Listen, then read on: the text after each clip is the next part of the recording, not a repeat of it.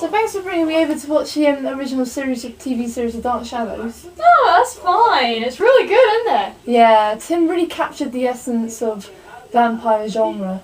Yes, he certainly did. He certainly brought back the classic vampire image. Twilight really butchered it up. Shut up. What? Do not mention the franchise that must not be named. Twilight? Get out! Get out! Get out! Get out! Get out! Get out! Get out! Get out! Get out! Get out!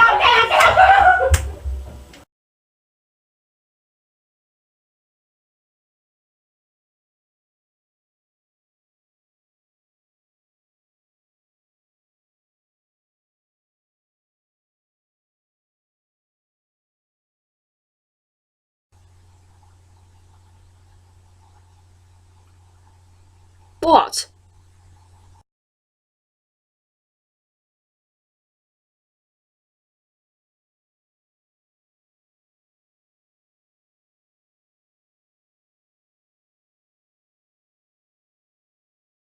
Okay, first experiences. Well, okay, it's kind of a long story because before this movie came out, I was I was back in school and I was in an all-girls boarding school, and obviously being in a girls' boarding school and before Dark Shadows came along, I had to suffer through the Twilight Saga, and I really fucking hate it. You know, it's kind of like, a lot of people like came to me and they were like, oh, but Alex, you like vampires, you like werewolves, you like supernatural, but they're not vampires, they sparkle, you know, and it's like, they don't sparkle, like, okay, so obviously, as you can tell, it really pissed me off.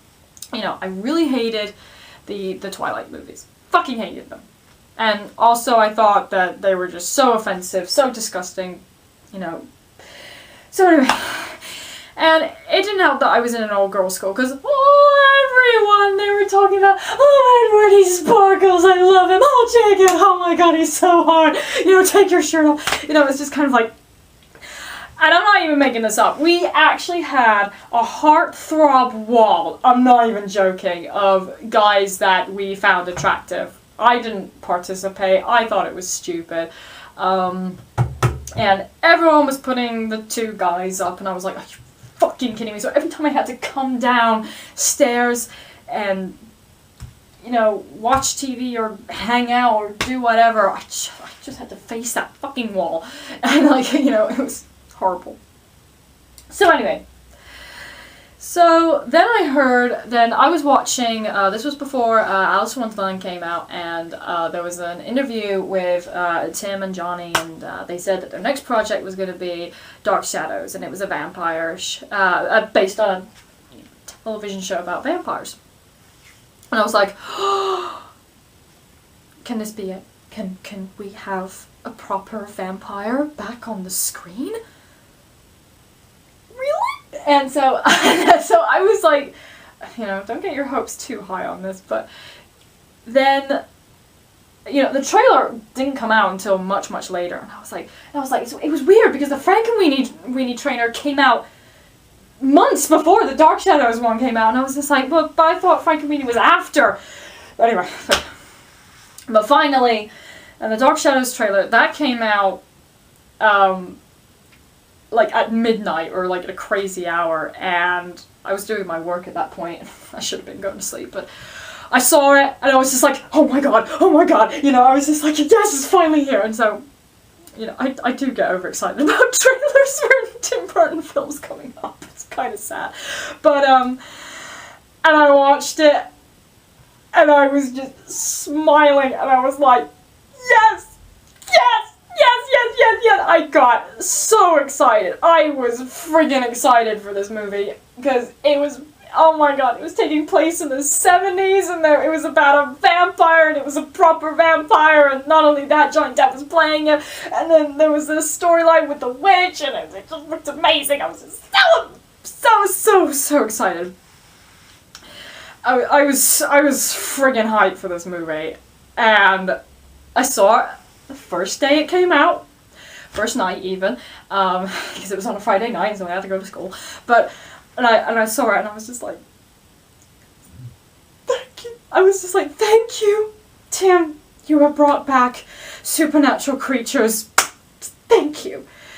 Thank you, thank you. So, you know, after going through all that hell of vampires, sparkling vampires, you know, and, you know, really, really attractive girls, I finally got my proper vampire movie, and it's great. You know, I don't care if people say it's a bad movie. I don't care if it didn't do well at the box office. I fucking love this movie. In fact, you know what? It's pretty much, I would put it in my top 5 of Tim Burton movies. I don't rank his movies. I mean, you know, Edward Scissorhands is clearly my favorite. You know, number 1, bang, you know, right up there. But as far as Dark Shadows goes, like, oh my god, like, I freaking love this movie. I don't know if it's because I just had high expectations and it didn't disappoint, or just, I don't know, it was fantastic. But anyway, we will get to the trivia, and then we'll go on to the review, because I feel like I'm spoiling everything. Oh my god!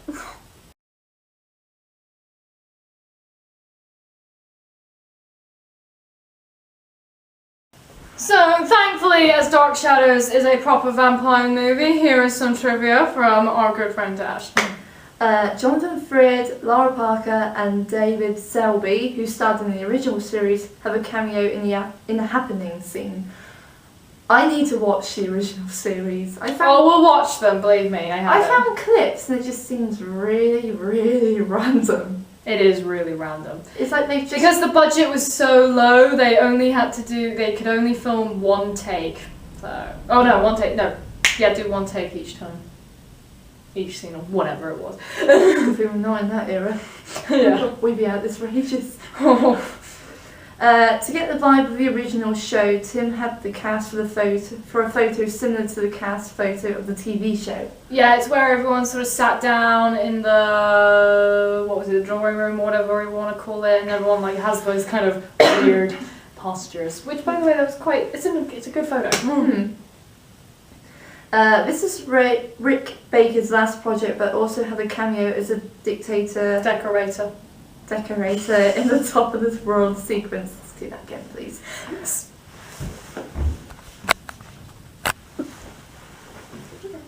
Right. This was Rick Baker's last project, but also had a cameo as a decorator in the top of the world sequence. Obviously sang by the Carpenters, and well, Rick Baker, you were a great producer, and we all pretty much miss you. Subtle clues were used to hint Dr. Hoffman's plan of becoming a vampire: closing the curtains, pale face, wearing red, and always thirsty. Hence why she's an alcoholic. Also clues that Caroline was a wolf. Carolyn. Right. Do that again. You're so bad at pronouncing names! I know I am! Anyway! Also, Carolyn was a werewolf. For fuck's sake. Take 3! Take 3. Also, clues that Carolyn was a werewolf. She sits under a picture of a full moon in the dining room. Barnabos, Wolfhead, Kane, and Angelic calls her a fetching creature. We're growing into quite the fetching creature. Oh, I love Angelique so much. She's so good. Barnabas. Strange name. Okay.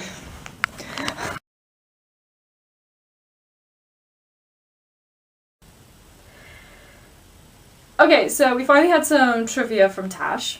Thank you very much. And, actually, hold on a second, hang on.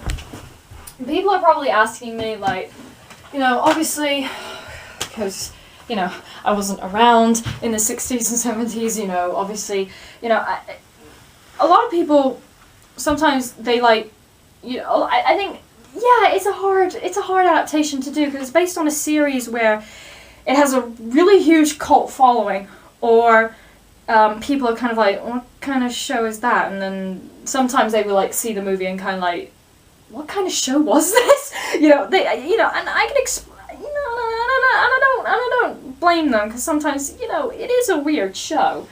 And you know, I'm definitely not dissing on the people who love the show, because, yeah, you know, I actually got the DVD, I got it as a present, actually, before the movie came out, and I was like, oh, yeah, this is the original show. So, I had, so it has like 20 episodes and extras and, you know, all that sort of thing, so I was like, okay, do you know what? I don't mind doing my homework, you know, find out what kind of show it is, because I first heard about it and I was like, what? You know, it sounded really bizarre. So I sat down and I watched, you know, most of the episodes that I could, and, okay, honest opinion, it was weird. Okay, I'm not gonna lie, it was a weird show. But that made me understand why it's popular, because we love weird things. Let's be honest, we love weird stuff. And what's even weirder is that, you know, Tim and Johnny, they were watching this when they were kids, and, you know, they were telling stories that they rushed home to go and see it because, you know, it was just after school, they were running home. And what was really weird, like, I have a strange connection, because when I was like 10, 11 years old, or something, maybe even a bit younger, I don't know, maybe a bit older actually, the show that I used to run home from school was the show Young Dracula. I'm not gonna lie, I love Young Dracula. I still love it.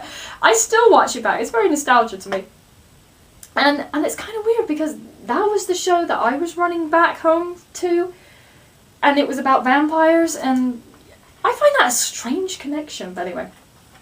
And like Young Dracula, it's so weird, it's bizarre, it's kind of campy as well, it had a bizarre sense of humor. You know, that's not bad. I freaking love that show. I love Young Dracula, and when it came back and Vlad was, you know, I got even more excited.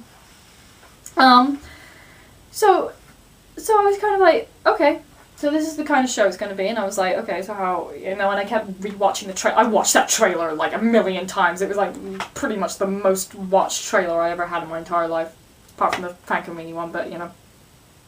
And I just could not wait.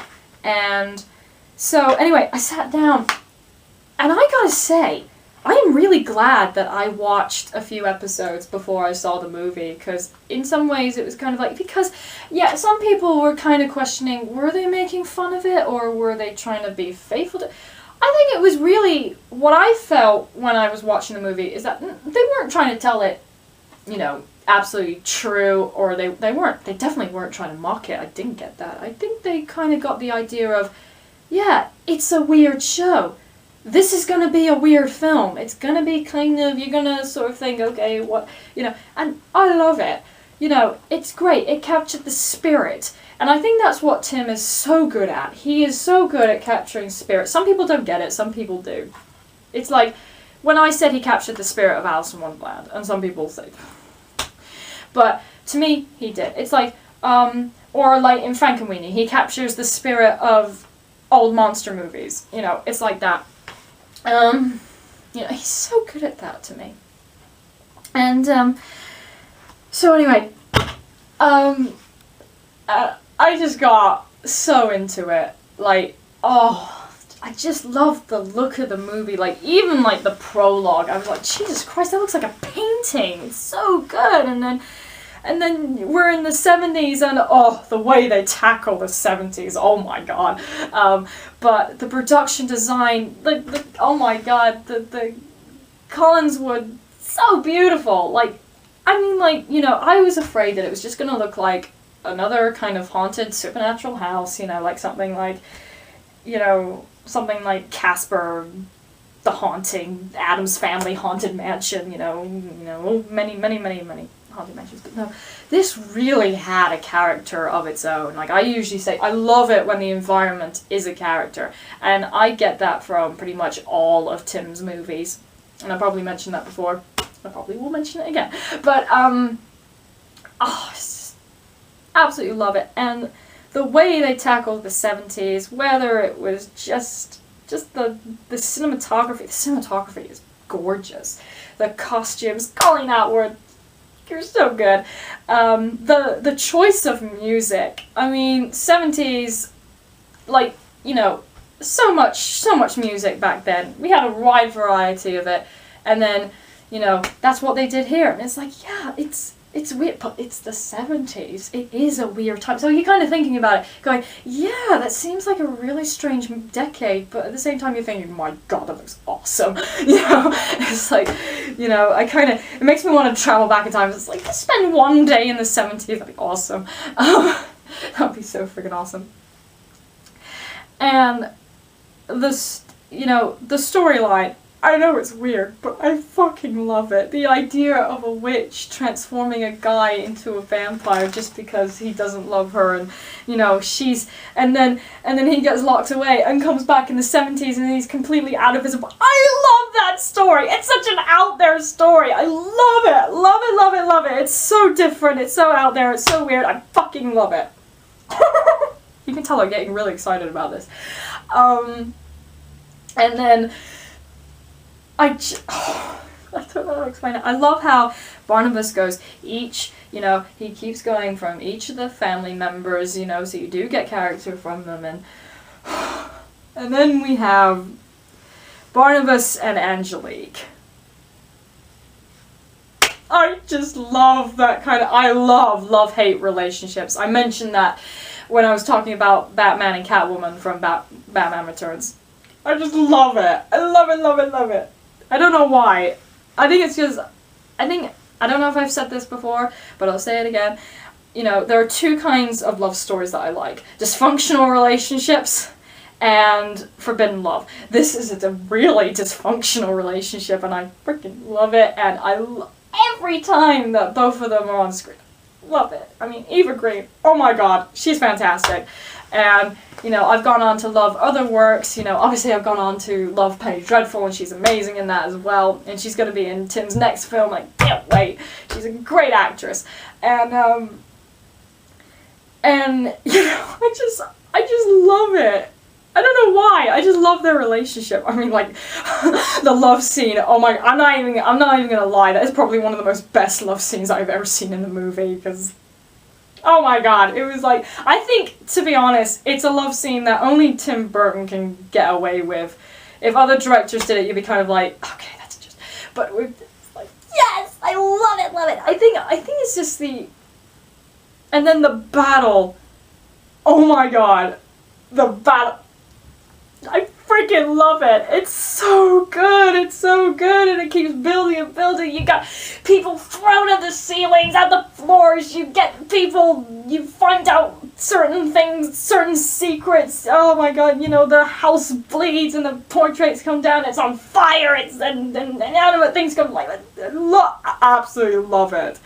You know, I love Tim Burton's climaxes, and this is one of the best, you know. I absolutely love it. And,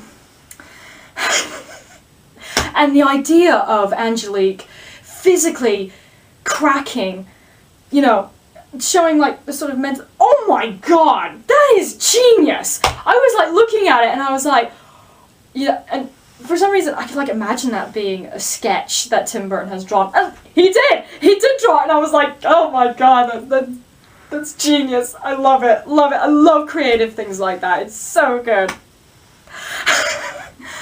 I've already mentioned the characters of Barnabas and Angelica, but I love that Barnabas, the way he talks, it's so funny. People say it's so over the top, but yet he's a guy from the earlier centuries, and now he's in sort of modern times.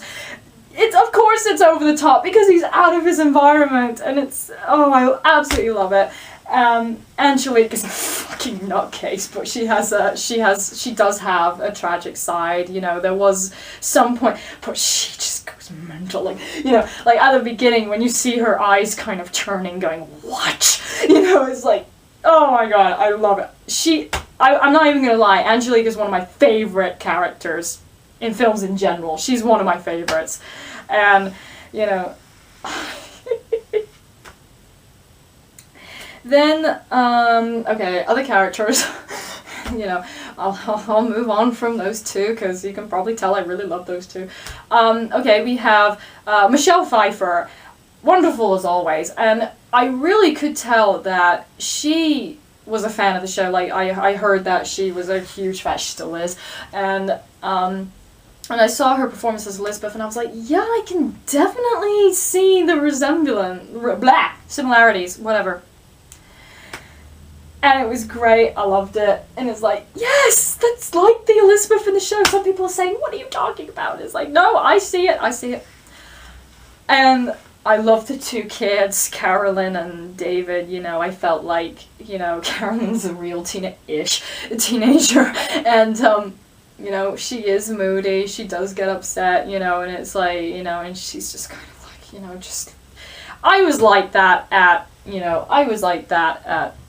well, I think I was more like that when I was 13, 14. I was like, just leave me the fuck alone, you know, and it's like, no one understands me. I was like that. And then, and Julia Hoffman, Helena, great role again. I still think your best roles are when you're working with him. Kind of awkward now, but yeah, I loved that, you know, the fact that, you know, she's quite good at being an alcoholic. I usually say that, you know, when people are being alcoholics, you know, you kind of go, you know, they just slow down their speeches, they kind of sound kind of mad, and, you know, all you need, you know, and then a bottle or glass in their hand, and that's all you get. But with that one, it's like, you know, it was just different, and I was like, yeah, that's a different, you know, I've seen a lot of alcoholics in films that I've watched, but again, that was like a really entertaining and not kind of, I was afraid that it was going to be, you know, like, think of a line, I don't know, like, you know, you're a liar, I can tell, you know, just from a person's face. She doesn't do it like that. I kind of sound like Snape from a Harry Potter musical. Well, that's absurd. You know, it's like, imagine that. That is what I thought her performance was going to be like, and it wasn't, and it actually took me there, so I was glad about that. We have Bella, who plays Victoria Winters, and she was great, and I loved hearing about her backstory. And again, there was a homage to the original show where it starts with her on a train, and, you know, it's kind of, she's kind of entering the Collins house, like in the show. And there was actually a quote where Barnabos meets her, and he says, what does he say? Vicky, sure you won't let them call you Vicky because Victoria is such a bit, and something like that. People who have seen the film, I think they know which line I'm talking about. Yeah, that was in the show, and I was like, oh yeah! I was watching it in the cinema, I was like, oh yeah, I noticed that in the show. I love little touches like that. And, you know, yeah, I think you can probably tell, I freaking love this movie, and I do. I think it was sort of like, a lot of people kind of compared it to like Sleepy Hollow, where it's very supernatural, but it has that kind of tongue in its cheek about it. And yeah, I totally see it, but to me, it's kind of like Beetlejuice, where, yeah, it's so bizarre, it's so weird, but it's so good. It's like, you know, obviously, it's just so much fun. I love it. It's one of those films I can just watch over and over and over and over and over again. It's like one of those films, and, you know, that's why I say it's kind of more like Beetlejuice. So. Anyway, I'll probably start. You can see I'm getting so crazy. You know what? You're making me want to go watch the film again. Just me talking about it, you know, it's like, oh my goodness. Yeah, I am ashamed that it didn't do well, but at the same time, I think, you know, I think it was hard because, you know, either people might say, who are like die-hard fans, are going to be like, you know, that's not the show at all, you know, and some people just don't get what it is, you know, because they're not familiar with it, and so, which I think, really, watching the original show, just watching a few episodes just kind of made me, actually, that kind of helped kind of know what sort of thing I was going into. You know, it's not exactly like the show, but it's just, it kind of had the same feeling of it, and I think that's great. And so it did it in a way that it made it adaptable for film, and so, you know, films are not exactly going to be like a TV show, so anyway. That's my review.